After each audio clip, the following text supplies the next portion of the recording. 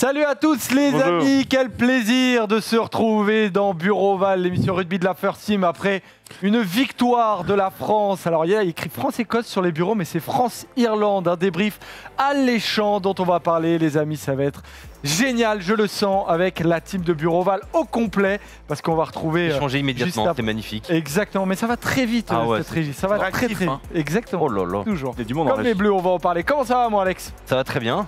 Comme une équipe qui est toujours en lice pour le Grand Chelem, donc au top. Je vois qu'on a une certaine affinité. On a le même sponsor apparemment. Est-ce qu'il peut payer autant que moi? Je pense que oui, parce que du coup j'achète mes habits. Donc Bon, bien habillé, en forme. Écoute, très heureux d'être là. Et puis bon voilà, hier bien sûr, je sais que toi t'as fait une très belle Saint-Valentin. Ah oui, devant Spider-Man. J'étais essoufflé ce matin d'ailleurs. T'étais assez fatigué. Donc on va j'ai vu Spider-Man, j'ai trouvé ça incroyable. Du coup, je ne spoilerai personne, mais effectivement j'étais très fatigué, mais surtout de Spider-Man. Oui, bien sûr, bien sûr. Et tu dis Spider. Bah oui, Spider-Man. Nous l'américain. Parce que for me it's Spider-Man. Rivenzi, on te retrouve, comment ça va? Bah écoute, ça va très bien. On a regardé le match France-Irlande avec Emeric justement ce week-end. C'était vraiment très cool. On a regardé aussi un autre ballon ovale, le Super Bowl aussi ce week-end. Écoutez, on s'est bien régalé. Gros week-end de sport, un peu de fatigue, mais on est content de un peu beaucoup de fatigue même, je le sens. Mais il y a eu de l'énergie. Il y a l'énergie, on va discuter. De l'équipe de France donc. Bien sûr. Je sens que ça va être une très belle émission. Eh bien les gars, sans plus attendre, on va démarrer avec le focus débrief de France-Irlande. C'est parti.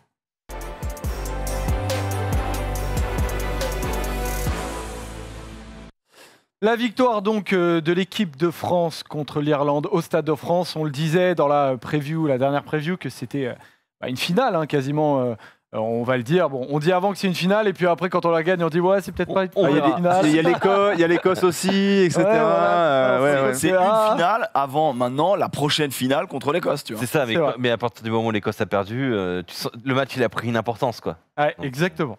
On va regarder les 3 résultats du 6 Nations de cette deuxième journée en voyant bien évidemment que les Bleus ont gagné contre les Irlandais, et il y avait, comme vous le savez, 2 autres matchs. Le premier, la victoire des Gallois qui se relance, on le verra tout à l'heure dans un autre focus en fin d'émission. On va se pencher là-dessus, sur la défaite de l'Écosse au Pays de Galles, et sur aussi les Anglais qui se relancent 33-0, encore une belle valise pour les Italiens. On va se demander pourquoi les Italiens n'arrivent toujours pas là carrément à mettre un seul petit point. C'est quand même presque dingue, ridicule et attristant, on va le dire, mais on va en chercher aussi les raisons.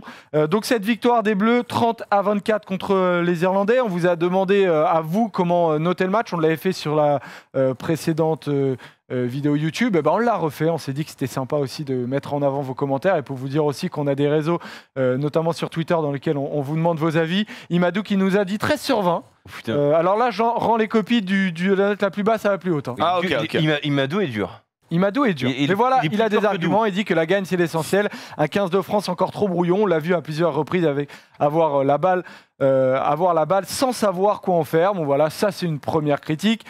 Ensuite, on va voir la deuxième note un peu plus élevée, 15 sur 20 pour Rob Nain. J'aime beaucoup ton pseudo. Sur le combat, pas de doute, on y était et même au-dessus. Sur le fond, c'était un peu plus brouillon, en témoignant seulement 2 essais sur 30 points marqués. À noter la petite photo de profil de Rob Nain qui a l'air quand même bien samedi soir. Oui, effectivement.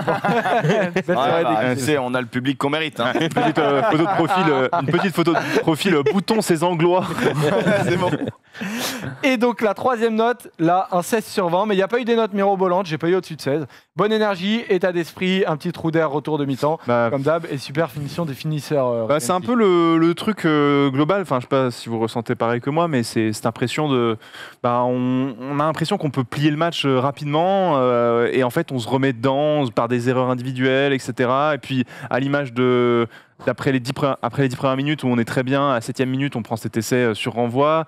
Le trou d'air qui a été évoqué justement en deuxième mi-temps. Donc je peux comprendre cet état un peu de... On est content d'avoir battu l'Irlande, c'est une finale avant l'heure comme vous l'aviez dit la semaine dernière. Mais petit goût amer quand même. Moi je trouve qu'en fait, si tu notes que l'équipe de France, tu peux être un peu tatillon. Mais si tu notes le match, tu es obligé de lui mettre un 16-17. C'était une très grosse équipe d'Irlande en face, tu vois. C'est une très grosse équipe de France face à une très grosse équipe d'Irlande. Donc forcément, on disait l'Irlande, la nation du Nord qui propose le plus beau rugby presque, la plus solide. et on arrive à les battre. Et même la nation mondiale peut-être la plus impressionnante en ce moment qui était, tu vois, qui était sur le podium de l'IRB. Donc, et ils sortent un très gros match. Donc forcément, on a ce qu'on appelle un trou d'air aussi. Nous, on le vit comme ça parce qu'on est supporters. Et franchement, je suis totalement d'accord. Tu te dis, pourquoi, c'est quoi ce retour de deuxième mi-temps? Mais juste l'Irlande a déposé son jeu. Et ils ont mis en place leur jeu. Chose qu'ils n'avaient pas réussi à faire après une énorme première mi-temps des Français, quoi. Donc un très très joli match. Moi, je mets 16 je au t'ai match. vu faire la moue, Moi, je mets Alex, 15, sur les notes. Tu mets quand même un peu plus que la semaine dernière, là où tu as Ouais. mis un 11. Ouais, après non, là, je France-Italie. mets 15. Je mets 15 parce que quand même, tu gagnes effectivement un gros match. Après, pourquoi je mets pas au-dessus? Parce que j'ai la sensation que si tu perds le match, il n'y a pas scandale non plus de perdre le match. Moi, Ah, total. c'est pour ça Totalement. que je peux pas mettre plus que 15. Mais Pour toi, il n'y a c'est pas une- scandale si on perd le match? Non.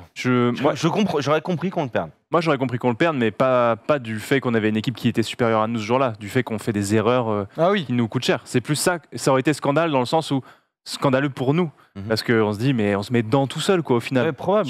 Et c'est là que ça aurait été agaçant à 15, ce niveau-là, ouais, quoi. moi, 15, ça va. Ouais, Je suis d'accord avec toi. Tiens, c'est quand même une bonne note, hein. C'est une bonne note. Mmh, Ouais, oui, ouais, voilà, non. c'est ça. Bah, pour dire que voilà, il y a eu un gros match des Bien Bleus sûr. avec quelques faiblesses qu'on va analyser. Alex, quels ont été pour toi les points forts des Bleus qui ont fait que ce match a été gagné? Il y en a beaucoup. Il y en a quand même beaucoup des points forts. Une mêlée énorme. Vraiment énorme. Jamais pénalisé en mêlée. On les a tordus plusieurs fois. Oh là là. C'est Émeric clair. nous en parlera encore mieux que moi. Un banc fantastique qui a été ultra tranchant. Je sais même pas où aller encore. Bah, le combat, le jeu au sol. Le tu peux y combat, aller, le jeu au sol, on leur fait perdre 18 ballons. À noter que l'Écosse, en moyenne, depuis la Coupe du Monde 2019, L'Irlande, l'Irlande, pardon, c'est 12 ballons perdus par match, ce qui est déjà plutôt haut. Hein. qui est pas mal.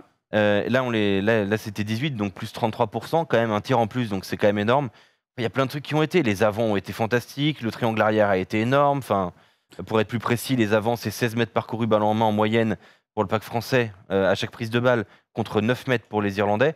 Donc c'est quasiment du simple au double. Le triangle arrière des Bleus, voilà, c'est parfaitement illustré. Le triangle arrière des Bleus, c'est 7 défenseurs battus. Jaminet 3, Penaud 2, Villiers 2, contre 2 côté irlandais. Et puis 2 pour quand Keenan, et 0 pour Hansen, 0 pour puis- Conway.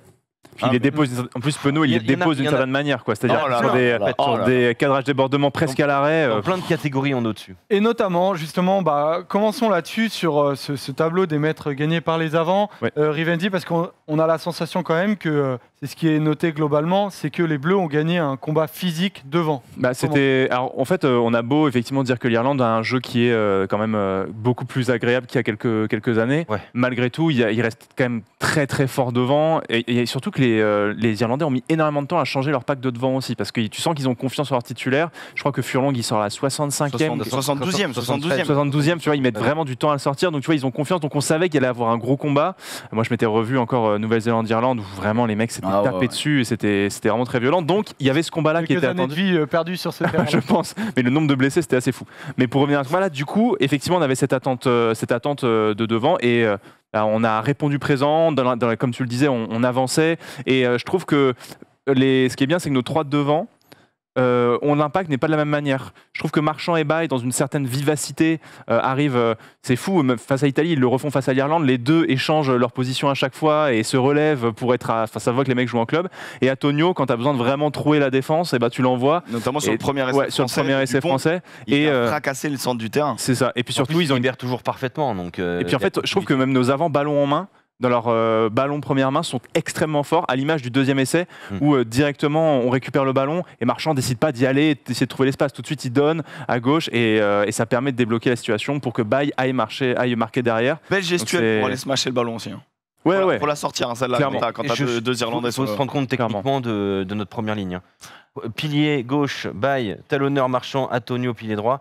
Techniquement, les mecs, je suis pas sûr qu'on ait déjà une première ligne aussi technique. Mais ça se voit sur les transmissions, en fait. Tu vois, il y a un enchaînement qui nous a vraiment scotché avec Émeric lorsqu'on quand on a regardé Italie-France. Il y a un moment dans le match où tu vois Baye, enfin, il y a Marchand qui plonge, il y a Baye qui vient l'aider, il le donne direct. Ouais, c'est des offloads sur le gars qui vient de te faire la passe et qui est censé être plaqué par un Italien. Les mecs se relèvent en permanence et donc ce qui fait qu'on a une intensité devant, du fait que les mecs, dans l'impact, ils mettent de l'intensité, mais aussi dans la mobilité qu'ils vont amener d'un regroupement à un autre. Parce que Aymeric, on avait noté la semaine dernière, et notamment tu l'avais noté, ce manque de soutien moins présent. Qu'est-ce qui a fait que les Bleus ont été plus présents contre l'Irlande que contre les Italiens? Bah, l'adversité, déjà, ça te chauffe un peu plus. Quand on n'arrête pas de te faire des matchs dans le match, nous, on en a parlé, mais la presse en parle. Le match dans le match de la première ligne, c'est un régal. Parce qu'en face, quand tu as Furlong, Porter, qui sont peut-être ce qui te font aussi de mieux en première ligne à la pile, plus Keller qui malheureusement se blesse, ou heureusement pour nous, ça dépend des avis. Et ben au final, moi j'ai vu Antonio manger Porter. Ouais, En mêlée, il l'a pulvérisé. Il l'a plié en deux. Après, on a vu que le duel contre Furlong. Après, ces mecs-là ont été grands. Hein. Porter, je crois, nous gratte 1 ou 2 ballons. Ils ont été monstrueux. Vraiment, le talent de ces deux premières lignes, je pense, qu'il a été à l'avantage des Français. Et là où on a gagné, c'est aussi grâce au banc, puisque nous, ces mecs-là, ils ont fait une première mi-temps exceptionnelle. Vraiment, en première mi-temps, l'équipe de France fait énormément de regroupements à moins de 3 secondes. Au rugby, pour la faire simple, on calibre les regroupements où la balle sort en moins de 3 secondes, en 3 secondes et 5 secondes, en plus de 5 secondes. Quand c'est en plus de 5 secondes, c'est que le regroupement était perturbé, pas bien nettoyé, pas assez vite. On a du mal à jouer dans le mouvement, on a du mal à désorganiser la défense. En 5 secondes, les défenses sont remises en place. Entre 3 et 5, c'est un peu aléatoire, mais globalement, à ce niveau-là, les défenses sont mises. Quand tu enchaînes des moins de 3 secondes, en perdant des mètres et en essayant d'être tout le temps dans la bonne communication pour bien défendre, ça devient très très compliqué et tu te fais pénaliser. Et quand tu as un mec comme Jaminet derrière, tu mets des points. Et donc concrètement, c'est ce que l'équipe de France a su très bien faire pendant une mi-temps, sans proposer du jeu flamboyant. J'ai vu des critiques sur Ntamak, on reviendra un peu plus tard, et peut-être qu'il y en a qui sont un peu frustrés de ça. Mais en fait, la France a joué dans le combat. Ils ont pris les Irlandais à leur propre jeu. Et il y a eu un duel, Alex avait trouvé le terme, mais je trouvais ça trop stylé, le duel de l'air contre la terre. C'était vraiment ça. Les Irlandais n'ont fait que d'envoyer des quilles parce qu'ils nous ont sentis faibles et ils ont eu raison. Et on a perdu ce combat-là. Et on a perdu le combat de l'air, mais on a complètement gagné le combat au sol, quoi. C'est une surprise quand même, franchement. Moi, tu me dis avant le match, on va gagner le jeu au sol. J'y crois pas, enfin, franchement. Et du coup, moi j'ai réfléchi, je me dis, mais là, je parle de la première ligne qui a été monumentale, mais il y a aussi la seconde ligne. Willem C qui nous gratte un ballon ultra important. Quant à Woki qui était un peu discuté, un troisième ligne hybride. Bon bah je crois que celui qui a perdu sa place, clairement, c'est le roux, quoi. Là maintenant, il y a plus de si Woki il est indétrônable, quoi. On a un tableau récapitulatif du nombre de pénalités pris par chaque équipe sur la première et sur la deuxième journée. C'est important parce que les Bleus ont été critiqués sur ce plan et on le voit tout en bas, donc la France qui avait copé de 14 pénalités, Rivenzi qui cette fois écope de 7 pénalités, et on voit au contraire que les Irlandais, eux, ont augmenté leur taux de pénalité. On a senti des Bleus qui étaient présents dans le combat, mais aussi qui ont été beaucoup plus disciplinés. Est-ce que c'est ça qui a fait la différence ? Parce qu'on était plus chez eux aussi sur la première mi-temps, quoi. Au final, on est comme tu disais, on les mettait à la faute en permanence. L'Irlande, et en fait, l'Irlande, ils n'ont pas eu de temps en temps de jeu chez nous, ils n'ont pas eu dû en avoir tant que ça, dans le sens où on prend l'eau de manière brutale sur une période, sur un moment assez court. Au plus final, c'est sur 15 minutes dans la deuxième mi-temps où vraiment on est mis sous pression, et après on arrive à équilibrer un petit peu, et au final on se met pas à la faute, et comme on s'est pas mis à la faute non plus en mêlée, et ben finalement ça nous fait aussi baisser le ratio, comme le disait Alex. Donc toutes ces choses ajoutées fait que comme on leur a mis plus la pression, on va dire, dans le combat, c'est nous qui les avons poussés à la faute. Et certes, on a fait des fautes de main, c'est des sorties de ballon qui étaient peut-être pas assez clean, notamment du côté de Ntamak avec quelques passes dans les genoux. Sinon, au global, j'ai trouvé qu'on était meilleurs. Les Irlandais ont un peu pesté sur l'arbitrage d'Angus Gardner, sur, entre guillemets, sa passivité sur le jeu au sol. Moi, ça m'a pas choqué, mais alors, j'essaie d'être le plus impartial possible, mais bon, quand t'es français, que tu trouves que ton équipe a été forte dans le jeu au sol, t'as pas envie d'imaginer que l'arbitre ait fait des erreurs là-dessus. Je me suis refait le match ce matin. Sur 2-3 séquences, il est un peu passif, effectivement. Mais globalement, moi, j'ai trouvé l'arbitrage de les Irlandais ont été arbitrés comme tels sur le premier match aussi. Ils ont été... L'arbitre de leur première rencontre a été relativement permissif avec eux. C'est plus permissif. Or là, ils ont été un coach de natation. Or là, ils ont été quand même pénalisés 14 fois. mais qui pouvaient pas gueuler, tu vois. Tu vas conduire le bus. Effectivement. Donc là, une victoire globale, une victoire de physique, on peut le dire. Ah oui. Mais c'est pour ça que Villiers aussi brille sur ce match aussi, c'est parce qu'il a pu mettre. Il aime le chocolat. Il aime le chocolat. Il aime vraiment le chocolat très serré. Mais on n'est pas au top et flop, mais t'as raison. Gabin Villiers, 2 fois, après l'Italie, c'était l'homme du match. Là, c'est l'homme du match, quoi. Je suis désolé. Il est incroyable. Bah, ça dénote en tout cas une énergie globale. Il est assez symbolique, Aymeric, Gabin Villiers, dont on va parler tout à l'heure, mais de joueurs qui étaient morts de faim, qui avaient envie effectivement de bien faire. Et on parlait tout à l'heure de finale. Mais c'est clair qu'aborder un tel match, les Français ont été pas mal tensés sur la capacité à être présents quand il le fallait sur les dernières destinations. Là, en France-Irlande, l'Irlande arrive 3e nation mondiale. Ils sont présents et ils peuvent avoir de légitimes ambitions, enfin très claires pour la fin du tournoi. Ah bah, clairement, là, ça fait 3 fois que tu bats l'Irlande de suite. L'Irlande qui était sur 14 matchs sans défaite ou 9 matchs sans défaite, je ne sais plus. Enfin, bref, les derniers à les avoir vaincus, c'est nous. Et nous, on reste invaincus contre eux depuis. T'es en train de rentrer dans leur tête, là. Et Gabin Villiers, pour dire de là où on est parti, c'est un mec que tu as envie de suivre. Quand tu vois que ton pote qui est à l'aile, il se dépouille, il t'arrache un ballon à des mecs 2-3 fois plus gros que lui. Bah tu te dis, moi je suis qui si je me filme pas Tad Burn, En fait, il a un côté Faf de Clerc, c'est ce que je disais ce week-end. En gros, il a ce côté, tu sais, il va tout de suite au contact, il prend les mecs, il les sort. C'est un chien de la casse, dans le bon sens du terme. Ah ouais, vraiment, Ok. ouais. Bah écoute, Mais totalement. Mais Non, mais c'est fier quand même là-dessus. Hein. ouais, mais c'est avec de l'amour. Non, mais, J'espère qu'un grand journal titrera ça. Gabin Villiers, ce chien de la casse. Non, mais au positif, bien sûr. Mais non, mais Cœur, évidemment. cœur. Mais tu sais, il y a ce côté. J'allais dire un BLC. De la beauté de ce sport, tu vois. Il est là Ouais. juste pour faire gagner, quoi. Il a pas peur, quoi. Et ouais. Ah, enfin, c'est il pas- gratte, tu il vois, gratte 2 ballons quand même, c'est c'est énorme face à des le mecs. mec qui fasse 80 kilos, il c'est- s'en fout complet. Et des ballons hyper Ils sont importants. fous. Il y en a Alors, par un, contre, on est en full Il, press. il doit être fait en bois quand même, le garçon. Parce que 80 kilos, comment les mecs, comment il met des impacts quand même. Je me dis quand même qu'il doit pas. Niveau masse graisseuse, on est assez opposés, Mec, lui et moi. Tu à un vois. moment donné, il pose un cul à Conway. Ouais. Il range Kidan à un moment donné. Ah ouais. Il est exceptionnel. Il Je le me met dis au quand même que placard. le mec, niveau masse musculaire, tonicité, bon, quand même. Ouais, fort. c'est pas mal. Bon, Après, je vais quand même. J'apporte juste un tout petit bémol sur ce match. Bémol non d'ailleurs. Mais attends, sur Gabin, peut-être, non. on peut préciser, on est au courant quand même. il ne jouera pas contre l'Écosse. Voilà, je peux vous le dire. Ça, Il a c'est- quoi du coup Fracture Fracture du du sinus. sinus. Ah, c'est pas bon, c'est pas top. C'est pas terrible, donc genre un peu, tu sais, genre Là. par là-haut, là. Ah ouais. Pas top ça. Ouais. Petit peu Et, donc, C'est une fin de tournoi ou c'est. Non, c'est moi je pense début mars. moi je pense Reprise- potentiellement contre l'Angleterre. Ah ouais, putain. Moi je pense qu'il reprend la course. On verra en tout cas, les gars. Il y a eu- Moi j'ai un truc Vas-y. pour équilibrer un peu parce que quand même, il y a plein de catégories où on a été meilleurs qu'eux, mais quand même, il y a plein de similitudes. Tu regardes 32 ballons joués au pied chacune, des deux équipes, 3 franchissements chacune, 8 offloads à 7, 47% de possession, 47-53, 51-49 d'occupation, donc c'est très proche, 92% de plaquage réussi à 89, donc très proche encore, 100% en mêlée chacune, 2 ballons perdus en touche chacune. On était quand même très proche. Enfin, Oui, on a été très on proches. a été mais très proche, il mais y a- qu'est-ce qui a fait que le match a basculé? Il y a eu une première mi-temps où les Ah. Bleus basculent devant, après on prend un 14-0. Non. Mais Moi, c'est la réellement, seconde période. il y a eu, tu as commencé à en parler tout à l'heure, et c'est là que le match a vraiment basculé, c'est l'entrée des bancs, avec un tableau qu'on a et une différence, c'est l'âge moyen. Mais est-ce que, au-delà de l'âge, parce que des fois il y a des bancs qui ont 30 ans qui arrivent et qui sont des morts de faim, est-ce que c'est nous sommes vraiment des morts de l'âge? faim à 30 ans, nous. Oui, voilà. Enfin, je sais pas. Certains un peu plus que d'autres, mais Après, on- bah, vas-y. C'est une référence ou quoi là Mais la Mais- stat, il y a une Je stat, sais pas hein. si tu me balances un truc. Bon, ok. Oh, non. Non, moi, je vois pas la référence. Plutôt irlandais, plutôt français sur ce coup-là.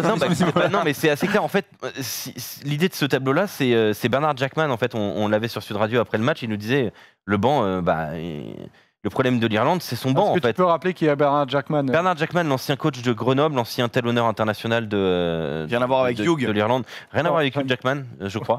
Bernard Jackman, voilà, un monsieur fort sympathique, qui n'était pas trop sur un terrain, qui parle très bien français au passage. Et donc lui, il expliquait que ce banc, avec des Conor Murray, Pito Mahoney, Robbie Henshaw, Ian Anderson, tous ces joueurs-là qui sont, on va dire, dans la deuxième partie de leur carrière, 29,5 ans de moyenne d'âge, c'est quand même assez élevé. Et ben, pour lui, le problème, le chantier de l'Irlande, c'était de construire un banc compétitif et d'arrêter de sélectionner des mecs qui ont beaucoup d'expérience. Aujourd'hui, est-ce que Conor Murray est un joueur qui compte au niveau international? C'est une vraie question. Est-ce qu'aujourd'hui, Pito Mahoney, j'adore ce joueur, est-ce qu'aujourd'hui, Pito Mahoney correspond au standard de ce rugby-là? Bah, le pauvre, c'est qu'en plus, il rentre, il sort. Il est, Ah ouais, il est resté terrible. 5 minutes. Et il aurait dû rester moins d'ailleurs parce qu'en fait il se fait, Ouais, il se fait commotion sur l'essai. C'est ça. mais- Ouais. mais c'est pour ça, moi, je regarde pas d'ailleurs, les je trouve setbacks que c'est parce une que- erreur de sa part un peu parce qu'il est clairement dans les vapes, il se relève, il est clairement dans les Ouais, vapes mais et il décide de rester même plus de 5 minutes. Donc, et il sert à rien pendant les 5 minutes. Et tu sais que moi je revois même pas les 7 bails parce que je le vois percuter et tomber, Ouais, mais vraiment et inerte, il quoi. fait un tout droit. Impressionnant. Et je sais pas pourquoi il est resté sur le terrain alors que. Mais en vrai, c'est pas lui de décider. Non, mais faut jamais laisser le Bah, joueur je pense décider. que non, c'est pas à toi de décider, mais quand tu sens que t'es vraiment dans les vapes et que personne ne l'a vu, tu dis bon, Non, je suis sur le terrain, je sers à rien. La vérité, Joseph, Enfin, tout le monde l'a ça, vu. Et que le staff le sait. Et que le staff met Et ses alors limites voilà, à faire alors là, sortir. c'est un autre problème. Et que le staff, il sait très bien qu'il lui reste quoi. Est-ce qu'on est vraiment surpris avec le staff irlandais? Exactement, au passage c'est exactement ce que j'allais dire. Est-ce qu'on est vraiment surpris avec ce staff irlandais de protocoleurs commotion là? Eux, ils ont des protocoles, c'est quand même à bon dos, quoi. Ah, pardon. Vas-y, Malgré tout, je pense que c'est. Je comprends la stat de l'âge, etc. Peut-être aussi il y a une question de motivation à un moment donné d'être Ils vont faire remplaçant. rentrer à la 55e, eux, ils font rentrer vers la 65-70. Ouais, 70e les avant. Et ça, c'est vrai que c'est une question. Maintenant, est-ce qu'il n'y a pas aussi une question d'expérience, tu vois, quand tu arrives sur des matchs où ça se joue à très peu, quand tu dois peut-être préserver un score, d'avoir des mecs qui soient capables de gérer aussi. Est-ce que ça, parce que nous, ça nous a coûté cher aussi d'avoir des bancs très jeunes. Sur les 2-3 dernières années, le nombre de matchs qu'on perd parce que on avait fait des erreurs de jeunesse sur les fins de match, ça nous a aussi posé des questions. Parce que regarde, Conor Murray, en fait, il a beau être jeune en âge, il est de moins en moins jeune en sélection à force de l'utiliser. Regarde Conor Murray, il mange joueur, tu vois. Conor Murray, il arrive sur le terrain. Et quand ils ont la pénalité face au poteau, ils choisissent de la prendre alors qu'il reste quoi, 7 minutes? Mais on est à la 73e, c'est un tournant du match qui est terrible. Ils choisissent de la prendre alors que à chaque fois qu'ils sont allés en touche, ils nous ont tartiné sur les groupés. Mais ils viennent de marquer sur groupé pénétrant. Et ils choisissent de la tenter. C'est une immense erreur. En plus, c'est un moment du match où c'est le All-Star Game, quoi. Ça va dans. Tout le monde est au bord du rupteur. Tu sens que ça peut tomber dans le camp d'une équipe comme dans l'autre. Je suis sûr qu'on prend un essai s'il y a groupé. Moi, je pense qu'ils vont en touche, on le prend. C'est une évidence. Vous pensez que Sexton, par exemple, a manqué sur cette fin de match en tant que capitaine? Mais Sexton a manqué sur l'intégralité du match. Évidemment. Sur l'intégralité du match. Carberry, il a fait que d'envoyer des quilles. Alors, des fois bien tapé. Il était courageux quand même, je trouve. Mais courageux, il peut être courageux. Il envoie des quilles. À un moment donné, il envoie des. Moi, je peux jouer dans ces cas-là. T'envoies des quilles sur l'aile, t'es protégé par tes avants. Tu prends le ballon à. Il a pris 6 coups tout le match. J'ai trouvé courageux. Aldrit aussi. J'ai trouvé quand même bon. C'est sûr que Sexton, il aurait été aussi ciblé. Mais ce que je veux dire, c'est que les Irlandais mettent leur 10 quand même dans un bon fauteuil. Et concrètement, là, ils ont essayé de nous tartiner le troisième rideau. Et c'est ce qu'ils ont fait, tu vois. Ils ont eu raison. À un moment donné, il y a même un coup de pied, un petit redoublé avec Keenan. Carberry qui met un coup de pied, qui est récupéré par Conway dans le dos de Penaud. C'est bien joué, tu vois. Maintenant, la solution, après, derrière, la sortie, elle est dégueulasse et tout. Et justement, c'est là, je crois que Gabin, je crois que c'est à peu près dans la continuité. Bon, bref, peu importe. Mais concrètement, moi, je trouve qu'ils ont trop usé de ça. Parce qu'on les a fatigués et je pense qu'ils ont fait des mauvais choix. Et ne pas prendre la pénale touche à la 73e alors que t'es vraiment fou, hein. Et en plus, c'est 100 passants qui viennent de rentrer à ce moment-là. Je suis convaincu que la France là, t'as mené tout le match au score. Tu prends un essai, parce qu'après, une fois qu'on a mené, on a géré. Mais on a vraiment fait une gestion de 78 minutes dans ce match. On a géré grâce à notre intensité. La balle, elle est jamais, on n'a jamais envoyé de mouvement derrière. C'est pourquoi les gens critiquaient Ntamak. Jusqu'à le non-essai de Jaminet, quand même. C'est après. Mais l'essai de Jaminet, en fait, c'est une fin de match folklorique. Et en vrai, c'est un essai en 2 passes. Donc en soi, c'est même pas du jeu construit. C'est une stratégique énorme. On n'a rien fait. Et que Conor Murray cautionne ça, moi, ça m'a beaucoup étonné. On a quand même il y a eu des moments importants dans ce match-là. On voulait notamment expliquer ce qui s'est passé sur les renvois, notamment Emerick, parce que les Bleus, notamment, se sont pris un essai de Dansen. Un essai magnifique. Sur ce qui a été noté comme un problème de couverture. Alors, est-ce que tu peux expliquer un peu ce qui s'est passé globalement? Est-ce que les Bleus ont véritablement fait des erreurs et comment ils se sont adaptés au cours du match? Alors, en préambule, je tiens à dire que j'ai vu que l'équipe avait fait la même chose et malheureusement, on a eu la même idée. Voilà. Ça, je préfère le dire. T'inquiète, personne n'est abonné sur l'équipe.fr. Mais en tout cas, en fait, je l'ai vu, je te l'ai dit direct. Ça reste quand même un fait de jeu marquant, donc c'est pas étonnant. Et en gros, moi, j'ai voulu quand même analyser les coups d'envoi. Là, on voit la position des Irlandais, qui est une position assez classique, parce qu'en fait, les Français, souvent, on essaie de faire une sorte de miroir. Tu vois, tu essaies de voir où sont les avants. À mon niveau, les avants sont globalement d'un seul et même côté, et donc du coup, tu mets les avants d'en face du même côté. Au niveau international, c'est un peu plus complexe. Les Irlandais utilisent un peu le système qu'on appelle des All Blacks, qui est en quadruple doublette, avec une couverture du 8, qui qui est un peu plus, qui est dans la zone de là où va taper Ntamak. Ntamak botte souvent vers la droite. Et donc, du coup, vous avez donc des doublettes qui permettent de couvrir une zone du terrain. Des blocs de saut. C'est des blocs de saut, puisqu'il y a un avant de la doublette qui est chargé d'aller faire le porteur. Tu t'es fait chier, toi, quand même. Hein. Je me suis un peu fait chier. Parce que on voit que c'est le 1 derrière le 4, on voit que c'est le 3 derrière le 5. T'as mis les lifters au bon endroit et tout, mais t'es un grand malade mental, toi. J'ai mis exactement les bons trucs. Non, mais- Et donc, du coup, ça c'est une position qui est assez classique, assez miroir, qui répond à notre système d'engagement. À l'inverse, nous, on a un système de réponse qui est un peu différent, puisque les Irlandais mettaient tous leurs avants d'un côté. Donc nous, on gonfle le côté où ils mettent leurs avants. Et donc c'est pour ça qu'on voit qu'on a Aldrit qui est donc tout en fond du terrain, Ouais, ouais. avec nos deux blocs de saut. On a Woki Antonio et Marchand Villemc. Et tu vois que de l'autre côté, tu as très peu de couverture parce que tu es face à 4 arrières. Sauf que les Irlandais, dans le match, là tu es à 7-0, ils engagent normalement, c'est la première fois qu'ils engagent, ils nous habituent à jouer comme ça. Ensuite, tu as un 10-0. Et là, ils envoient une combinaison. Alors, zoomez peut-être ou faites une pause sur votre player, là, parce que concrètement, tu as Van der Fleer qui est au milieu, qui est derrière le 10, qui est derrière Carberry, qui fait une annonce. On le voit, il annonce. À partir de là, Carberry confirme, et on a tous les avants qui glissent pour changer de côté. Là, Tous les avants irlandais. Hein. tous les avants irlandais, bien évidemment. Il y a Ficou qui réagit. Et là, en gros, on avait exactement la même position que sur le premier renvoi. Sauf qu'on met beaucoup de temps à réagir, notamment, c'est pas une pique ou quoi, mais je trouve que Jelon met beaucoup de temps à réagir sur cette modification. Penaud monte pour couvrir vraiment le couloir des 5, et donc Jaminet et Ntamak glissent. À ce moment-là, on arrive dans cette position-là, où la zone faible, c'est celle qui est très bien visée par Carberry. Il la met donc dans le dos du premier bloc, sauf que le premier bloc, n'étant que 2, n'ayant pas ce système de double 2 qui te permet d'amener un deuxième gars pour le lever, et il se retrouve à pas pouvoir sauter Cross. Donc, ça tombe derrière cette doublette. Incompréhension totale entre Penaud et Jaminet. Pour moi, Jaminet est en tort, puisque c'est le joueur qui avance sur le ballon qui doit s'annoncer, qui doit le prendre. Puis Tout va très très vite. tu vois pas Mackensen, Hansen arriver, quoi. Après, En grand filou la Il y a récupère. une synchronisation qui est parfaite aussi. Entre Carberry et Mackensen, la question que je me pose et que je te pose au passage, est-ce que d'après toi, c'est travailler à l'entraînement ou c'est situationnel? Je pense que c'est étudié.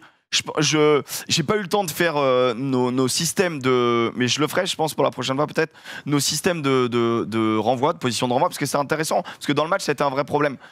En gros, j'ai calculé, il y a eu 9 moments où on a reçu le ballon sur un engagement.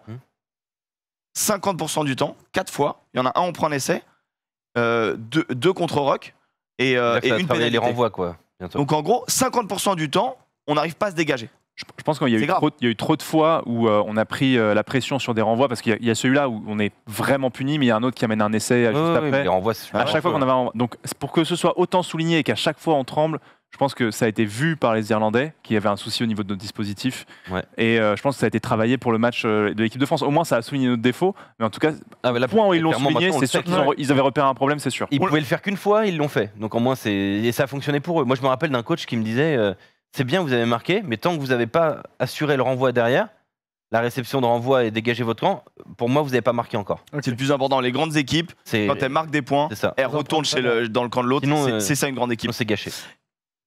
On avance les gars avec... alors d'habitude on fait un top et flop des joueurs, ce qu'on va faire, mais là ça va plutôt être top et top parce qu'on a s'est quand pas même senti eu... pour trouver des flops. ouais, bah en fait j'avoue, alors moi je vais mettre une question Tu mets sur un encore des joueurs. Cretin, c'est dur. hein. On va regarder d'abord... donc, Tu vas encore mettre un flop à Ramos ou pas? Bah, je pourrais faire. Bah, on pourrait, hein, mais là, je suis ce serait plus dégoûté qu'il compliqué. rentre pas en vrai. donc d'abord notez dans les tops les gars le match de Jelon. Alors pourquoi Jelon? Tout simplement parce que c'est lui qui finit meilleur marqueur français du match avec 18 meilleur plaqueur, merci, du match français. Mais 16 plaquages du coup pour jouer. Mais Alex, c'est presque plus pour symboliser un match exceptionnel très bon de notre troisième ligne. Ouais, franchement, cette troisième ligne, elle a fait un vrai carnage. Elle a été géniale. Et même si en troisième ligne, on pourrait aussi rajouter pour rigoler Villiers et presque Dupont aussi des fois. Franchement, le match d'Aldrit, Woki il est quand même ouf. Le match d'Aldrit. Quand je revoyais tout à l'heure, je me disais mais le match qu'il fait. Et puis globalement aussi Cross. Alors Cross est pas toujours parfait parce que bon, tu sens qu'il revient à ce niveau-là et ainsi de suite, mais le choix d'avoir mis Kroos, il est 100% validé. Je veux dire, ce choix stratégique du staff, c'est un coup de maître. D'avoir mis Kroos face à l'Irlande pour gagner la bataille du jeu au sol, bingo. De dire à Kroos, écoute, tu vas avoir des tâches obscures à faire et tu vas exceller là-dedans, bingo. Tu vois. Alors quand il sort du cadre, Kroos peut faire un peu des dingueries. Je sais que tu l'as noté aussi. Ouais, moi j'ai noté qu'il y a Mais, deux, trois attaques où en fait c'est lui qui crée des brèches. Il y a une relance à un moment donné de Kinan. Il est pris par le leur, mais un peu comme un gentiment pris par le leur. Et mine de rien, les Irlandais reprennent. Il y a 2 fois, allez, si vraiment on titille, 2 fois où il est un peu trop facilement gentil, il fait pas trop confiance à son intérieur et donc du coup il laisse une brèche sur l'exté, ce qui est quand même un petit souci. Mais tu vois, on parle de la 3e ligne. Pour moi, la 3e ligne, ça a toujours été une arme des Bleus depuis la Coupe du Monde. La première ligne, on a quand même eu des doutes. Je me souviens, il y a un an, on se disait la première ligne, on ne sait pas trop. Franchement, moi, j'ai pas vu une première ligne comme ça des Bleus depuis, mais je me suis posé la question tout à l'heure. Dans ma tête, j'avais l'équipe Mas-Marconnet, quoi. Tu vois, Mas, Marconnet, Ibanez, De Villiers, tu vois, cette première ligne-là, ces mecs-là qui étaient incroyables. Mais là, je retrouve une première ligne française dominante. Ça fait délicieux. Très longtemps, quoi. C'est vraiment délicieux. Et je voulais dire un truc juste avant. Tu vas y repenser. On avance avec les arrières, du coup, parce qu'on a noté ce match les avant. Et Rivendi, on aurait pu en noter d'autres, notamment un bon match de Jaminet, alors qu'il a été visé. Mais alors, on a déjà parlé de Villiers, les gars, donc je vous propose on peut en parler et d'avancer un peu. Moi, j'ai beaucoup aimé le travail de Penaud aussi, notamment sur la passe sautée de Dupont, tu sais, où là, il récupère. Elle est étonnante, cette passe. Ah ouais, elle est étonnante. Ouais. Elle monte très haut, elle est très clochée. Elle est dangereuse aussi. Ouais, elle est très dangereuse parce qu'en fait, tu peux te faire intercepter et là, ça fait mal. Il fait une chistée, c'est ça? Il fait une chistée. Ouais, et après, il fait un énorme cadrage débordement où il efface deux Irlandais et après, il revient avec Moefana qui est venu au contact. Et Moefana a l'intelligence de revenir à l'intérieur pour pas se faire sortir. Moefana, il se foire peu. Moefana, il est fort. Mais en fait, en gros, j'avais un peu une analyse un peu intéressante de ce. En fait, pour moi, il y a une sorte de chaise musicale entre notre 3e ligne et nos centres. Dans le sens où, pour moi, si tu fais rentrer Danty, tu sors Kroos et tu mets Cretin. Et si tu fais rentrer Moefana, tu mets Cretin, en fait. Parce que Danty est plus gratteur que. C'est ça. En fait, pour moi, c'est-à-dire qu'il y a des profils entre notre 3e ligne et nos arrières qui s'alternent de manière à ce que Danty, pour moi, amène de l'impact au centre quand il y a besoin, alors que Moefana n'a pas du tout ce profil-là. Et du coup, quand tu n'as pas Danty, du coup, tu mets Kroos pour garder cette présence très physique. Et quand tu veux avoir un peu plus de vitesse, notamment sur les côtés, sur ces phases offensives, comme on l'a vu peu face à l'Irlande, mais on l'a quand même vu sur justement cette phase-là, je pense que Moefana est peut-être intéressant et a plus ce profil-là. Les 3e lignes ça arrive souvent entre les deux centres. Ouais, et puis tu vois, dans le système de jeu français. T'as envie de jouer entre les deux centres, c'est trop bien. En fait, dans le système de jeu français, ce qu'on a fait pendant tout le match, il y a eu beaucoup de touches, on les a toutes volleyées. On n'a jamais cherché le défi groupé pénétrant face à eux. Est-ce que vous savez combien de groupés pénétrants on a fait dans le match? Aucun. Oui, on en a fait. Sur l'essai irlandais. Un seul. C'est le seul. Et c'est pour ça que nous, on n'a jamais voulu aller là-dessus. On a volleyé toutes nos touches. C'est un vrai choix stratégique. Et pour aller frapper quoi? Le centre du terrain. Pour ensuite aller les provoquer physiquement au pré. Oui, bien sûr, on va aller vous fracasser.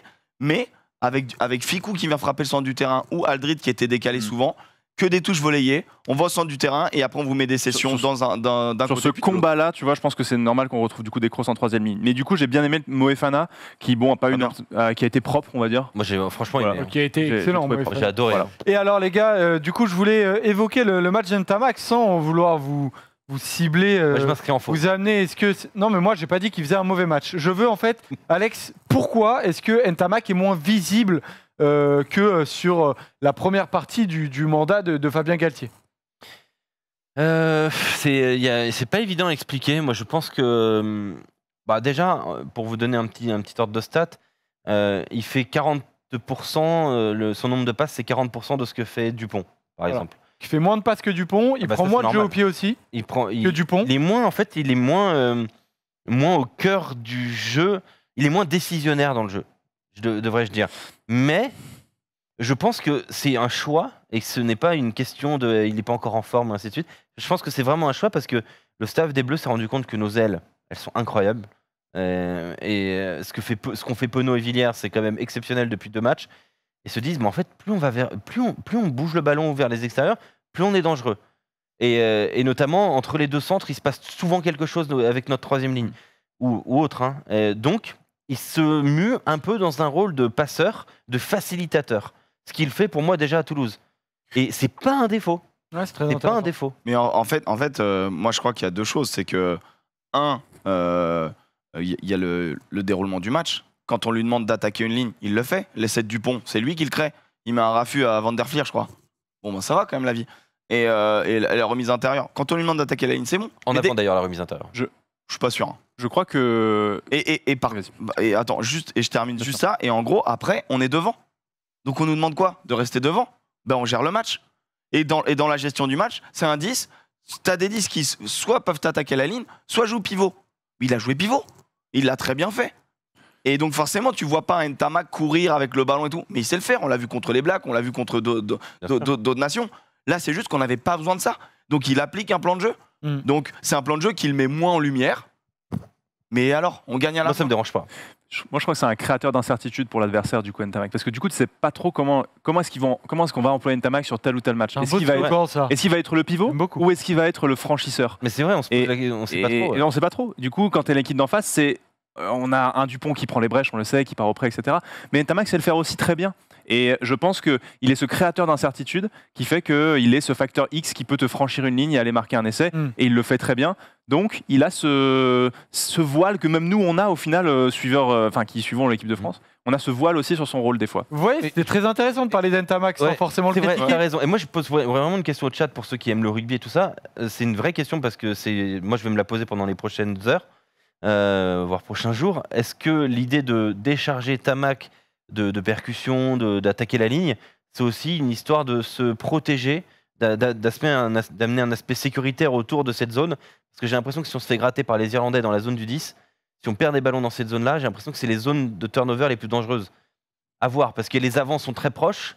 J'ai l'impression que ça peut être super dangereux de perdre Il y des a ballons. peu de soutien qui arrive à ce moment-là. C'est pas impossible. Je me demande aussi s'il n'y a pas un aspect sécuritaire.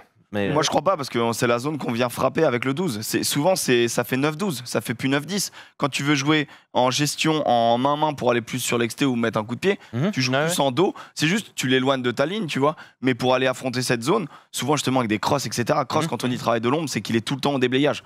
Donc ça se voit pas, il a pas le ballon en main, mais il déblaye. Il est là, il est propre. Et concrètement, souvent, on a frappé avec Ficou, on frappe avec Danti. Ouais. Donc voilà. Et après, il y a une autre donnée importante, c'est que le 10 est toujours visé en défense. Et Ntamak, c'est 10 sur 10 sur ce match en termes de plaquage. super Donc, défenseur de toute façon. Donc, et juste une seconde sur Jaminet. Jaminet, on aurait pu quand même se dire, oula, c'est pas terrible. Il a fait 20 minutes où vraiment ça a été très compliqué. Il a Notamment été complètement sur les ballons hauts, visé. il a été... Je parlais essentiellement que de ça, que des ballons hauts, où il a été complètement visé, où il est en CAG 2, mais sur les deux, il a été complètement ciblé parce que les Irlandais montaient dessus comme des ânes. Et d'ailleurs, c'est pas pour rien qu'il a récupéré 2 pénalités sur ce genre de choses. et d'ailleurs, plusieurs fois, il avait du mal à se relever. Hein. Il a souffert. Ouais, mais il a été vraiment visé. Mais face au poteau, C'est l'apprentissage du haut niveau aussi pour lui. Et mais c'est normal. En tout cas, c'est clair et net que ce match, en tout cas, Jaminet le fera beaucoup rendir. Et de toute façon, il a été très fiable ensuite au pied, ce qu'on peut noter. Et la raison pour laquelle j'ai failli le mettre en vert aussi. On avance, les gars, et on va tout de suite partir sur un mini débat pour savoir comment les Bleus vont-ils se comporter contre l'Écosse. C'est parti.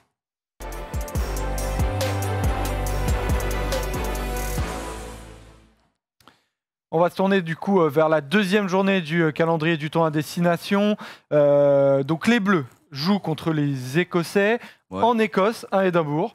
C'est le premier des 3 matchs qui aura lieu. Ensuite, on aura un deuxième match qui va opposer, donc, si je me souviens bien, l'Angleterre au Pays de Galles. Les Anglais reçoivent, c'est le deuxième match du samedi.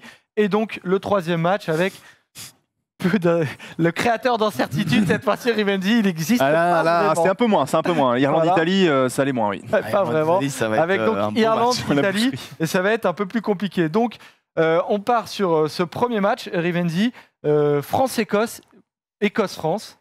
Est-ce qu'on y va confiant? Est-ce que c'est une finale, messieurs? C'est la finale. C'est la finale. Non, c'est vrai que moi, j'avoue, je crains quand même moins cette équipe d'Écosse que je ne craignais l'Irlande pour le coup. Je pense qu'on verra pas les mêmes. Déjà, on a des blessés, du coup, déjà, on n'aura pas les mêmes bleus forcément, mais je pense qu'on. physiquement, je pense qu'on est au-dessus d'eux. Devant notre première ligne, je pense qu'on est meilleur et je pense qu'on gagnera le combat du sol. Maintenant, il va falloir qu'on arrive aussi à gérer ce Russell qui, je trouve, qui est un créateur d'incertitude lui aussi dans sa manière de jouer. Donc, il va falloir faire attention à ce qu'il va faire aussi sur ce match-là, mais je pense que je pars confiant quand même pour ce match face à l'Écosse. Bah d'ailleurs, c'est très intéressant ce que tu dis. Je vais tout de suite aller là-dessus parce que justement, Finn Russell qu'on voit à l'image, un compagnon du coup dans la création du jeu de l'Écosse qui est Stuart Hogg, et on va voir un tableau, Oh là là, Stuart. Alex, que tu nous as préparé, qui est très intéressant parce que l'Écosse joue d'une certaine manière et tu vas nous dire potentiellement comment les contrer. En fait, on a pris tout simplement les mètres tapés au pied depuis le début du tournoi. Donc, tu as la quantité de mètres que le ballon a parcouru après avoir été frappé par ces joueurs-là. Et là, c'est le classement de tout le tournoi. 1, 2, 3, 4. J'ai pas mis 1, 2, 3, 4. Effectivement, mais vous voyez que les deux premières places sont pour deux Écossais, Stuart Hogg et Finn Russell. Ça veut dire deux choses. Ça veut dire que déjà, ils passent leur vie en couverture, très clairement. C'est clair. Donc ça veut dire qu'il y a une zone du 10 que Russell ne défend pas. Et ça, c'est peut-être mieux pour l'Écosse parce qu'au Racing, on le voit, il souffre beaucoup sur cette zone-là, sur l'aspect défensif. Donc il y a peut-être quelque chose à faire autour de ça. Bah, sur un turnover, il faut frapper la zone du 10. C'est clairement, évidence. Et autre chose, c'est-à-dire qu'ils amènent beaucoup de longueur dans le jeu au pied. Là où l'Irlande fait des chandelles, eux, ils vont chercher de la longueur pour repousser l'adversaire. Et pour moi, ça, c'est une chance pour nous. C'est une vraie chance pour nous parce que j'ai peut-être l'audace de dire ça, mais j'ai l'impression que si tu tapes des jeux au pied long et que tu laisses notre triangle arrière prendre de l'élan, aïe, bah oui, mais du coup, on vient quand même de pas mal souffrir contre les Écossais. Est-ce que ça, c'est nouveau Non, mais sur les deux derniers tournois. Ah ouais. Donc justement, ce style de jeu écossais nous a relativement peu aidé ces dernières années. Donc comment s'adapter à ça, au style écossais? C'est une équipe complète et qui joue sur les ailes, hein, quand même. L'Irlande, autant l'Irlande resserre, et c'est marrant parce qu'on les a du coup bien resserrés encore plus. Autant les Écossais savent jouer partout dans le terrain et ils ont deux ailiers merveilleux, quoi. Au centre, ça m'inquiète pas, mais Darcy Graham est incroyable. J'ai dit deux ailiers merveilleux, pardon. Il y a Darcy Graham qui est merveilleux et il y a Van der Merde qui est de l'autre côté et que je déteste. C'est personnel ? Ah, c'est très personnel. Je trouve qu'il a un QI rugby qui est proche du bulot. Je l'ai vu contre le Pays de Galles, je trouve ça hallucinant. Il a des muscles, hein, c'est sûr, hein, tu lui donnes la balle, c'est un char d'assaut. Mais pour moi, ça c'est des ailiers à l'ancienne. C'est pas ce que j'aime, c'est pas le rugby que j'aime. Et je trouve qu'il sait pas faire un 2 contre 1. Donc à partir de là, ça me choque un peu. Par contre, Darcy Graham, il sait faire des 4D, il sait faire des feintes de coups de pied, il sait faire des 2 contre 1 à pleine vitesse. Et il est très dangereux.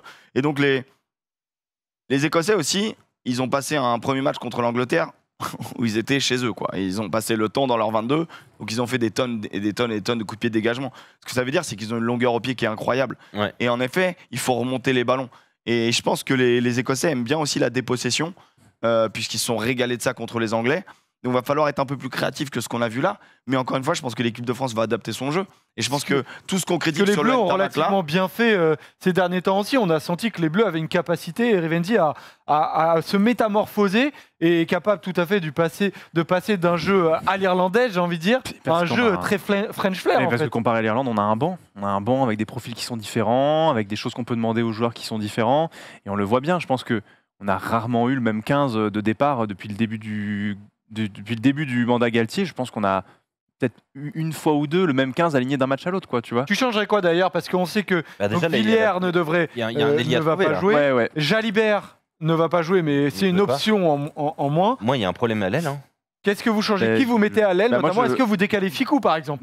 Moi, dans la hiérarchie, je mets Lebel dans l'idée, mais Lebel, le problème, c'est qu'en club, en ce moment, c'est compliqué, quoi. Mais dans l'idée, je prendrais Lebel, tu vois, parce que j'ai bien aimé ce que j'ai vu à l'aile. Enfin, j'ai bien aimé le centre. J'ai pas envie de défaire le centre pour essayer d'habiller l'aile, quoi. Il y a la possibilité aussi, les gars, de mettre Moefana à l'aile. Tu peux mettre Moefana, tu peux mettre Ficou avec le retour de Vakatawa. Je pense. Et il y a Vakatawa. Le problème de Ficou, c'est l'idée de remonter les ballons. Je trouve qu'il est trop important au centre. Ficou, il amène trop de choses dans la zone au centre. Dans l'idée de remonter les ballons, moi, je suis dans le centre. Je sais plus. C'est quand la dernière fois que Galtier avait remis Ficou à l'aile. Parce qu'il l'a fait l'an dernier, je crois. Oui, il l'a fait. Ouais. Et donc c'est une option qu'il a. Moi, franchement, je suis embêté. Hein. On voit Van Tofenoa. Bah ouais, Donovan, Donc, pourquoi pas Donovan qui est en pleine bourre et tout, c'est pas mal. Mais Pourquoi pas sur l'idée de remonter les le ballons. truc, c'est qu'ils vont nous envoyer des qui et des qui et des qui. Donc va falloir remonter les balles, c'est sûr. Ah non, Non. tu veux dire des jeux au pied long. Ah, ils vont Oui. nous arroser le troisième rideau, donc on le sait. Donc il faut préparer ça. Moi, c'est limite. Si c'est un match pour relancer Dulin, c'est un match pour relancer Dulin, tu vois. Je pense qu'il le fera pas parce que l'assurance au pied de Jaminet est incroyable et c'est ce qu'il faut. Mais moi, pour moi, c'est un match pour relancer un mec comme Dulin parce que ça fout Dulin à le l'aile feu. ou Dulin à l'arrière? Non, Dulin à l'arrière. Mais tu mets pas Jaminet à l'aile non plus. Non, moi je pense que Ficou, parce que Ficou quand il joue à l'aile, il joue pas à l'aile en fait. Tu as vu nos ailiers, Gabin Villiers, il se retrouve au centre du terrain, Penaud il se retrouve au centre du terrain, on joue avec nos ailiers surtout à l'intérieur de notre 10. Penaud, quand même, ça, Donc dans ce cas-là, tu mets Tamac en couverture? Ah, je sais pas, putain. En vrai, c'est compliqué là. En vrai, Parce que tu peux te calquer sur eux et faire comme eux et mettre Tamac et Jaminet en couverture. Sachant que là, au moment au moment où on parle, on c'est a- souvent ça. Hein. Oui, oui. C'est souvent ça. Hein. Mais est-ce que t'as pas intérêt à mettre Penaud, prendre beaucoup de champs en couverture pour remonter des ballons? Penaud en ce moment, Parce que c'est franchement, un chien fou. franchement, tu mets Penaud, tu foires un peu ton coup de pied. C'est Ah, chaud, hein. Penaud, C'est Tu chaud. laisses sais prendre de pas la ce qu'il peut vitesse, faire. c'est compliqué. Ouh là là, ouais, c'est chaud. Hein. Franchement, Ouais. Penaud, faut pas le laisser 15 mètres. Hein. on aura peut-être plus d'informations aussi dans les Ça va prochains être jours passionnant, avec, hein. Tactiquement, c'est trop bien. Quoi. Tactiquement, ça va être On passe intéressant. de tout au tout. C'est avec trop les annonces des différentes listes, parce que les joueurs, certains joueurs vont être libérés en club, d'autres vont être rappelés à Marcoussis, et donc on aura peut-être aussi plus d'informations, et surtout nos réseaux, on se tiendra bien évidemment au courant. Il y a un Sûr. petit bureau à 17h lundi, notamment, auquel on pourra évidemment potentiellement apporter de Il y aura nouvelles plus d'infos d'ici informations. là, ouais, c'est sûr. Les copains. On a terminé avec ce débat. On va terminer l'émission avec un dernier focus sur les matchs des Anglais et des Gallois. C'est parti.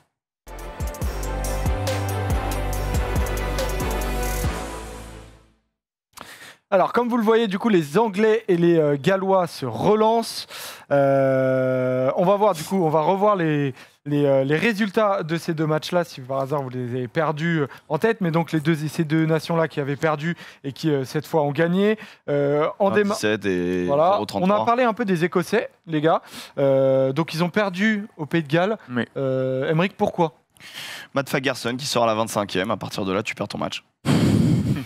Tu me dis. Mais merci beaucoup, Papa, de faire Allez, l'émission. Merci beaucoup. Merci beaucoup. On était un peu en retard, de toute façon, donc ça nous va bien. Non mais mec, c'est ton leader de jeu. À la 32e, quand il sort, juste derrière, il y a un groupé pénétrant, S7 Francis, ça revient à 14-14, et là c'est fini parce que t'as tout le Millennium qui s'enflamme et qui se met à croire à une victoire, alors qu'avant, les Écossais sont quand même dominants, créent du jeu, sont assez French un peu dans l'esprit, et tu vois des Écossais qui sont pas largement dominateurs, mais qui sont quand même dominants, Moi, je vais un peu au-delà de ça pour moi. et tu perds ton leader devant, qui a été l'homme du match contre l'Angleterre. Pas Ton que. fer de lance de. Pour moi, aujourd'hui, t'as quasiment que Darcy Graham qui peut marquer, qui arrive à marquer des essais, à se créer des essais, à se créer des opportunités. Van der Merwe, sans lui faire injure, il est là pour finir. Peut-être que vous parlez, les gars, j'ai plus du coup l'impression que l'Écosse a perdu plutôt que le Pays de Galles a gagné. Évidemment. Oui, Totalement. complètement. Ah oui, tu revois le truc du match, tu te dis, c'est pas possible. Enfin, le nombre d'occasions ratées, alors que tu as l'impression que. En fait, c'est surtout le contraste entre le début et la suite du match. Je te dis, c'est bon, ils Oui, sont c'est ça. lancés. Et tu te dis, mais comment tu peux t'éteindre comme ça dans la rencontre? C'est ça qui est ouf. Parce que la deuxième mi-temps est quand même à l'avantage des Gallois. Les Gallois, après, ils font Ça reste quand même du petit rugby, hein. séquence dans les 22 mètres qui coûte un jaune à Finn Russell sur une sorte de tentative d'interception en avant un peu dégueulasse, un peu conne, mais bon, c'est pas grave, c'est Finn, quoi, on l'excuse. Donc, ouais, je pense qu'en fait, ils ont remis en confiance le Pays de Galles alors qu'ils auraient pu vraiment les enterrer. 25 défenseurs battus, un essai. Il y a un problème d'efficacité aussi. Ah, l'Écosse. Écossais. Ah bah ouais, 25 défenseurs battus, un essai, c'est catastrophique. Bah, ils ont été vaillants en face, tu vois, genre le Pays de Galles, quand on dit qu'ils sont terminés, etc., machin, c'est un peuple qui est travaillant. Au c'est- Millennium, tu vois. Franchement, au Millennium, il se passe un truc quand même. Toi, t'es persuadé qu'on va se faire tartiner là-bas. Moi, je crois qu'il y a Non, vraiment une ah classe non, non, d'écart. non, ah non, non, non, non. À tartiner, mais tu penses Ah bah, que... je pense que moi, ça va être à Murrayfield, que ça va être très dur. Ah, mais en fait, Ah ça ouais, va je être très pense dur. que ouais. ce sera beaucoup plus dur encore qu'à Millennium. Après, faut voir, parce que tu vois, aussi, les Écossais, ils ont pas eu de chance quand ils perdent leur flanqueur, là, juste avant, qui est blessé. Les gars. Matt Fagerson, Écossais. Non, avant le match, c'est qui se fait les... C'est horrible. on c'est retrouvera. pas Chris Kiss. Après, j'ai quand même vu un match de Dan Bigard qui a été Monstrueux. meilleur que dernièrement. Et alors, monstrueux. Bah monstrueux dans le sens où le gars il joue sur une cheville quoi en fait. Il joue sur une cheville toute la fin du match. Il sort sous les vivas vraiment du Millennium. où le même avant de sortir, il voulait quand même trouver la touche. C'est un leader. C'est un leader dans un pays de Galles qui est en reconstruction, on va dire, qui en manque de leader. Donc que ce gars-là, et on le voit, il est blessé. Hein, il joue blessé vraiment toute la deuxième mi-temps. Tant pis, il reste sur le terrain. Bah, ça donne une motivation. Et quand tu vois ça dans les yeux de ton leader, bah, tu te mets au niveau, quoi. Clairement. Donc voilà pour Pays de Galles, Écosse. Et le dernier match, donc du coup, qu'on analyse, c'est Italie-Angleterre, une rouste pour les Italiens. Un enfer. L'enfer. Alors qu'ils espéraient pouvoir peut-être faire quelque chose, etc. J'ai détesté ce match. Ouais. C'est-à-dire nul à chier, quoi. Enfin, c'est un ensemble. C'est un 0-33, c'est souvent. C'était nul, quoi. Non, mais attends, les Anglais, ils ont mis 33 points. Ils sont nuls, hein. Ah, les Anglais sont nuls sur ce match. Ils font je sais pas combien d'en avant. Ils arrivent pas à poser leur jeu. Pour moi, jeu. c'était 60% les Anglais. Allez, 60% de leur potentiel niveau de jeu. Franchement, mais. C'est cata. L'Italie, tout ce qu'on a vu de bien contre les Bleus, on l'a pas revu une semaine après, quoi. Mais c'est quoi? C'est en gros, ils sont pas capables d'assumer 2 matchs à haute intensité. Peut-être, moins d'agressivité. Là, le plan de jeu à volo, là. Mais c'est surtout le plan de jeu défensif. Chez nous, ils étaient ultra propres. Et là, les mecs, ils montent en escalier, quoi. Les montées défensives en rush étaient en quinconce. C'est ce qu'il ne faut absolument pas faire au rugby. C'était du gruyère leur défense. Largement meilleur en Fédéral 1. Hein. Non, mais le niveau se creuse, mais d'une manière. Enfin, tu vois, pour moi, l'argument de il faut leur laisser du temps, moi, ne marche plus. Moi, en fait, ça régresse. En fait, pour moi, ça ne marche pas. Parce que tu as une équipe qui régresse, ils font des choses comme tu disais, de Fédéral 1, la défense. Enfin, l'effet de Marcus Smith. Toutes les équipes de Pro D2 ont un meilleur système défensif. Ah, mais vraiment, je trouve que cette équipe ne progresse pas, voire même régresse. Et elle peut progresser parce qu'elle peut avoir des bonnes individualités. Maintenant, on sait qu'il y a potentiellement chez les U20 il y a eu quand même un truc de fou. Les U20 qui ont battu les Anglais 6-0. Donc tu te dis alors peut-être, mais bon c'est long quoi, faut encore attendre. Faut attendre un petit peu. Moi, pour moi une équipe se crée quand même dans la victoire, tu vois, pour que tu construis une équipe dans la victoire d'une certaine manière. 7 ans. Je veux dire, ça fait 7 ans. Non, ils n'ont pas gagné un match. 7 ans, mais vous vous rendez compte? En fait, tu le vois parce qu'ils mettent à défaut la défense anglaise à un moment donné. Ils pénètrent, ils passent. Sauf qu'après, ils savent pas quoi en faire. Ils jettent le ballon. À un moment donné, conservez-la. Varney, il a encore offert un essai, le 9 italien. Varney, il a passé un match relativement très compliqué. Relativement très compliqué, ouais. Non, mais c'était. Contre la France, j'étais triste pour lui parce que c'est un bon joueur. Garbisi, Varney, Maurice, ce sont des bons joueurs dans les lignes arrières, mais qui sont rendus hors de confiance. Maury, il prend un essai où il doit défendre sur son XT. Ils sont 3 défenseurs italiens. Il y a 2 attaquants anglais. Ils prennent un essai. Lamaro, leur meilleur joueur, leur co-meilleur joueur. Je t'annonce, vu ce qui s'est fait, je pense que. Negri, pardon. Ouais, Negri. Leur co-meilleur joueur, je pense que voilà. Ah bah oui, il a vu comme il est sorti, s'il est à nouveau là. Ouais. Bon, on a vu des Italiens en tout cas qui étaient encore. Qui mettent 0 points en plus, c'est compliqué, qui effectivement font en avant, ne sont pas présents devant. Et pourquoi ça nous énerve un peu, c'est que mine de rien, l'Irlande a pris le point de bonus défensif chez nous. Et que les Irlandais vont recevoir des Italiens un peu fatigués. Et à mon avis, ils vont leur coller 50 ou 60 gras. Ils peuvent rappeler Capozzo peut-être. J'ose espérer, mais... Tiens, c'est bien que t'en parles. Dans quel monde Ange Capozzo n'a pas le niveau de jouer dans cette équipe? Ah bah surtout à l'aile, quand tu vois la défense de Montiglione et tout, t'es en mode bon bah c'est cool hein, mais... Non mais enfin, Ange Capozzo aujourd'hui est un joueur qui a le niveau de cette équipe d'Italie. Easy en fait, je pense. Donc, clairement. Un mot quand même des Anglais, les gars. Aymeric, tu disais qu'il y a du mieux, mais ils sont décevants. Non, mais il y a du mieux, forcément. Ils ont des joueurs individuellement, ils sont incroyables. Marcus Smith, il a pu s'amuser. Tu vois, il s'est amusé. En fait, c'est compliqué de tirer un enseignement de cette équipe actuellement, mais en fait, c'est une équipe, voilà, il faut faire jouer les jeunes. Donc on fait jouer les jeunes et voilà, Eddie Jones fait enfin jouer les jeunes, c'est au moins ce qu'on peut apprécier. C'est vrai que t'as raison, il a enfin associé Randall à Marcus Smith. Mec, enfin quoi, enfin, je sais pas. Est-ce que t'as vu quand Young rentre, comment ça ralentit tout? Ouais, non mais c'est incroyable. Harry Randall, enfin quoi. Mais je veux que Young joue contre nous, hein, vraiment. Mais oui, moi aussi. Ah mais il va se faire tartiner. Oh là là. Il va battre le record du nombre de sélections. Ça y est, c'est fait. Ben Youngs. Il l'a pas égalé là? Ah non, c'était sa 100e. Ouais, je sais pas. Là, il l'a battu, non? Ouais, je sais plus, mais il y avait. C'est un grand joueur. Mais il y avait une stat pas de manquer de respect. Quoi. Mais aujourd'hui, il correspond pas à ce qui se fait dans le rugby 2022. Quoi. Bon bah voilà, sur ce match-là, on va regarder quoi? On va regarder le classement du tournoi à destination. Tu parlais des points, Aymeric. Pour voir que les Bleus du coup sont premiers, parce que le plus important dans tout ça, ça reste que les Bleus ont désormais 9 points, 3 d'avance sur les Anglais, même si les Français vont avoir un déplacement compliqué et qu'il leur reste donc 2 déplacements et une réception. Oui, 2 déplacements, une Ouais. réception. Ouais, Tout à fait, c'est ça, tout à fait ça. Ouais, je vois Alex se faire. Non. Je c'est me dis, mais les ça. mecs, ils ont déjà moins 60. Quoi. Oui, c'est ce que je me disais aussi à l'instant. Ah oui. Putain, Et, mais merde, 2 matchs, moins 60. Et les Français qui sont toujours en course pour le Grand Chelem. Voilà. Ouais, ça va être chaud, hein, mais. Les seuls. Les seuls, mais en même temps, on a joué contre l'Italie, donc bon, c'est comme si on avait joué un match. Oui. Tu vois, c'est compliqué de se C'est dire ça on est aussi. encore en course. Oui, on a joué l'Italie en premier, donc effectivement, nous sommes encore en course. On Merci. rappelle les mots de Raphaël Ibanez, on va arriver à la dernière journée sans faire des calculs. Qui vous T'as fait l'histoire. peur, l'Angleterre, l'Écosse ou L'Écosse. L'Écosse 100%. Ah Moi, bah, je ça reste- tombe bien, c'est le prochain match. Moi, je reste vraiment sur les matchs les uns après les autres. Hein. Vraiment, moi, l'Écosse, bien évidemment, mais je pense que cette équipe a appris puisqu'on a déjà chuté en Écosse. Ok. J'espère qu'elle a appris. Moi, ça reste Pour toujours moi, l'Angleterre en dernière journée, mais si on Parce gagne. que eux, s'ils nous tapent et qu'ils nous empêchent d'avoir le grand chelem, ils ont Ah, gagné ils vont leur se tournoi. régaler, les Anglais, C'est pour ça. au Stade de France. C'est pour ça que moi, je suis en bas. Après, c'est chez nous. Maintenant, il faut qu'ils montrent un peu de rugby quand même. Le calendrier de la prochaine journée, Antoine, tu peux y aller, s'il te plaît, pour le mettre. Et donc avec Bernard. Écosse-France. Comment Ok. Qu'est-ce Ce qu'il a dit. J'ai pas entendu. Pour le maître, j'ai dit Bernard. Bernard Alors, Lemaitre. Oui, on l'a. Pas mal. Bravo. Écosse-France, déplacement au Pays de Galles. Et ensuite, France-Angleterre, le la crunch. finale Écosse-France, la finale Pays de Galles-France. Et la C'est finale Christophe Lemaitre. France-Angleterre. Non, mais il y a aussi Bernard. Il y a le Bernard président de Toulon. Lemaitre, président. de Bernard Toulon. Lemaitre, on pense fort à lui. Ça va pas être En ce facile. moment, c'est Ah oui, on en ce pense moment, pas c'est aux Toulonnais. compliqué. Bah, c'est bien qu'il pense à son club aussi. D'ailleurs, en parlant de Toulon, si vous voulez regarder la rediff du dernier petit bureau génial sur la chaîne Poney avec 3E, Oh. Poney Club, voilà, mais Bien sûr. regardez absolument. Et donc voilà les cotes Winamax de la prochaine journée, C'est la cote de l'Italie. avec les Écossais qui sont à 3,30, donc les Français qui Ouais, sont un petit 5 clairement balles sur favoris. l'Italie, tu vois, rien de. Eh, Effectivement. Il y a ça rien fait de. pas de donner 5 balles à tout le monde. Franchement. Quant à nous, les amis, on se retrouve donc sur Winamax TV vendredi. Pas celui qui vient, mais celui d'encore après, juste avant le match.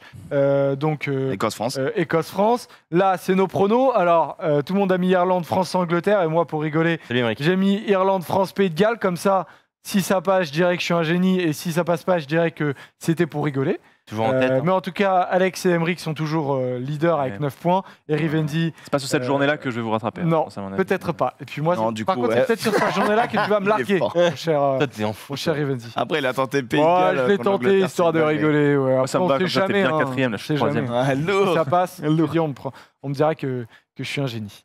Voilà les gars. Bon, on a terminé avec cette émission. Normalement, on a tout dit.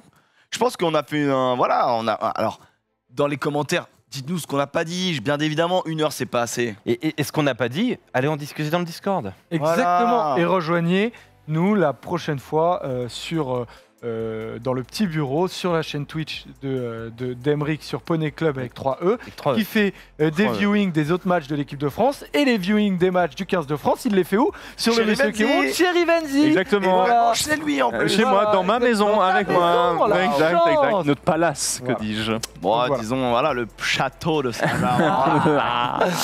Bon voilà, sur ces beaux sourires que j'aime bien dans mon équipe, les amis, on se quitte et on se retrouve très vite sur tous les réseaux. Ciao ciao les amis, bisous. Ciao. Bisous, ciao les gars.